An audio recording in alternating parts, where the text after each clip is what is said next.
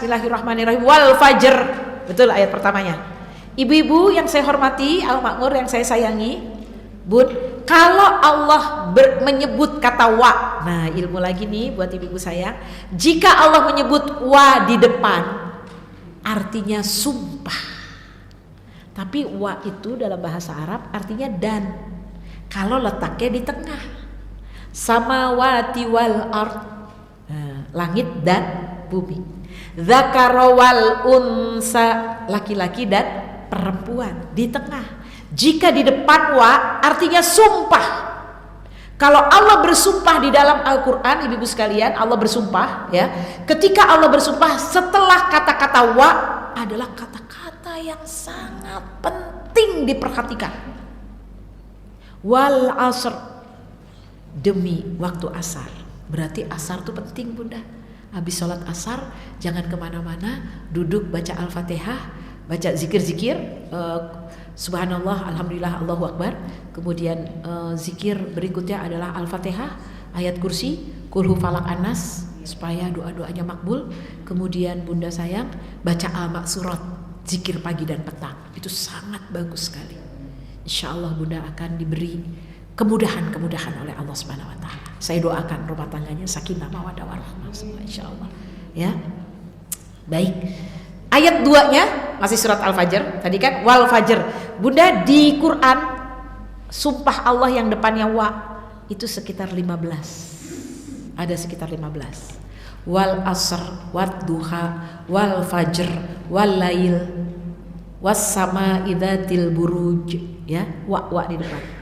Nah, kata-kata wa ini berarti setelah wa itu penting diperhatikan.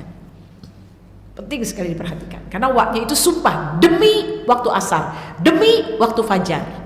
Jadi fajar itu doa-doa kita diijabah. Maka berdoalah di waktu fajar ya, Bunda sayang ya. Oke. Saya lanjutkan. Walayalin asyr. Apa maknanya? Ibu-ibu baca. Boleh bareng-bareng baca? Demi yang 10. Walayalin asyr, demi malam yang 10. Jadi tadi Bunda kan ada bulan haram. Ternyata ditafsir lagi di surat Al-Fajr demi yang 10, demi malam yang 10. Berarti cuman 10 dong bulannya. Maksudnya di bulan itu cuman ada 10 hari dong, ya kan? Yang bagusnya. Maka kemudian dijelaskan ibu-ibu sekalian. Maka yang utama ada hadisnya. Sekarang ada hadisnya lagi. Nabi SAW bersabda, hadisnya Bukhari, hadisnya riwayat Bukhari, tidak diragukan, pasti sahih. Ada di kitab Riyadhus Shalihin. Tidak ada hari-hari yang paling bagus ketika seorang hamba beramal solih, beramal baik, dia mendapat pahala yang sangat besar sekali dibandingkan dengan orang yang pergi berjihad dengan harta dan jiwanya habis dan dia pulang wafat. Dia pahalanya sangat tinggi. Apakah itu ya Rasulullah? Hari 10 Zulhijjah, tanggal 1 sampai tanggal 10. Berarti sekarang nih Bun. Ini kan baru tanggal 7 kalau di Indonesia.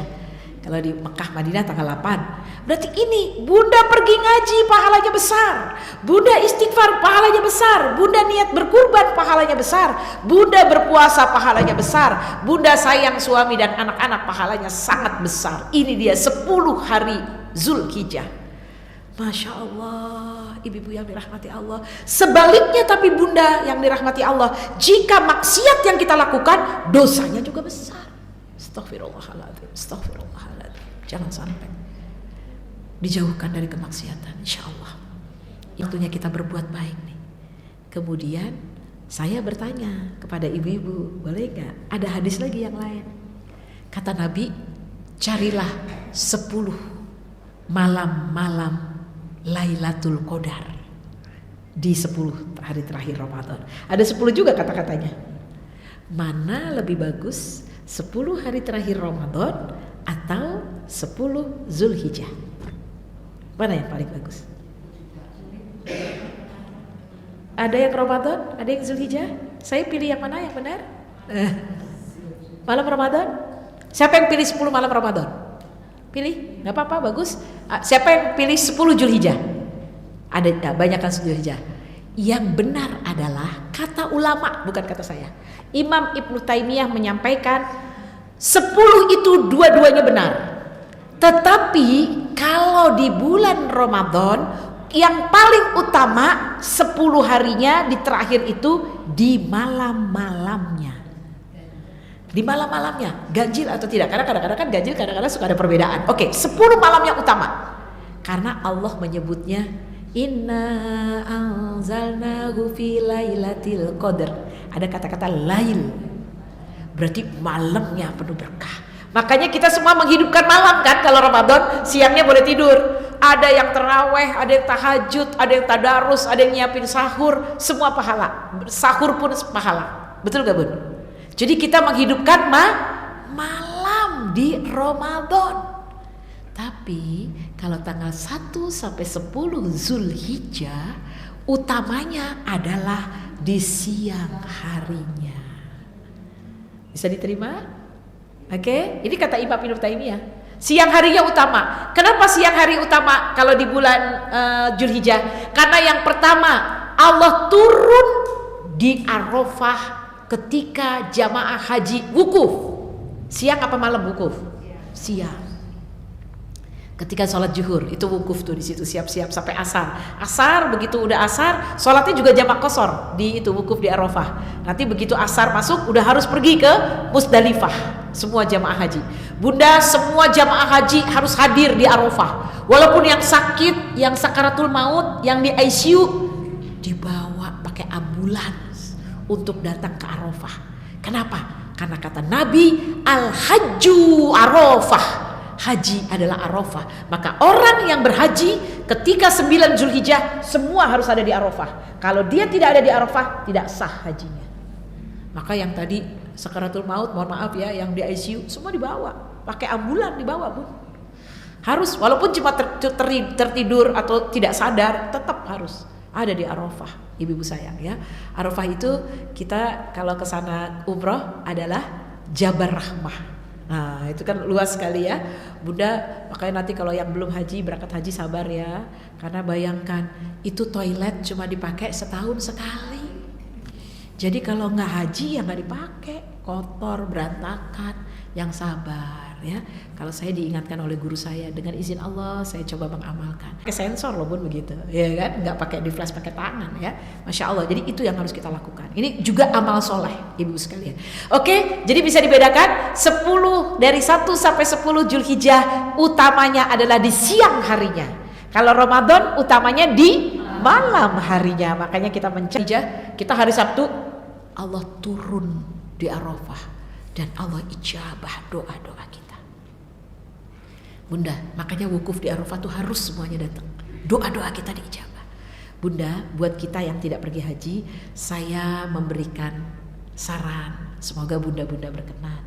Kalau bunda lebarannya Sabtu, tanggal 8-nya Jumat sore, bunda jangan kemana-mana. Gak usah bingung, ya kan? Delivery order, apa cari buka puasa. Berdoalah. Buka puasanya sudah disiapkan. Karena itu adalah hari Arafah, hari kebaikan 9 Zulhijjah. Doa-doa diijabah. Bunda kepengen apa? Kalau saya jujur doa buat bunda semua yang datang di Al Makmur, semua bisa berangkat haji, bisa umrah bersama keluarga, rezekinya banyak, di hari tuanya sehat walafiat, tidak pernah sakit berkepanjangan, tidak jatuh, tidak patah, semua sehat walafiat, tidak merepotkan keluarga, tetangga dan saudara.